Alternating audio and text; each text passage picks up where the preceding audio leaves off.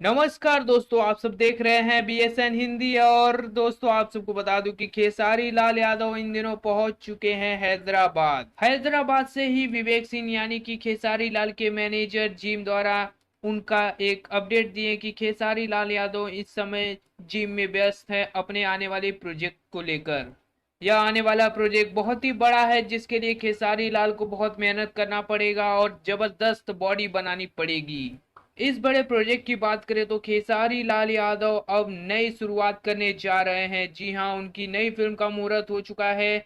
इस फिल्म के नए मुहूर्त का स्क्रीनशॉट आप सब हमारे वीडियो में देख सकते हैं। दोस्तों, आप सबको बता दूं कि यह फिल्म साउथ वाली फिल्म जैसी बन रही है। जी हां, जिसे 3 से 4 भाषाओं में रिलीज किया जाएगा।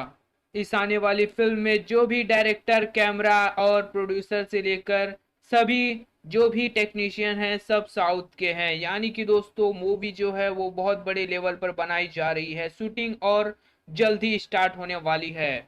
शूटिंग का काम जो है वो स्टार्ट हो चुका है। जल्दी ही खेसारी लाल यादव अपने नए लुक में नजर आएंगे और शूटिंग स्टार्ट कर देंगे।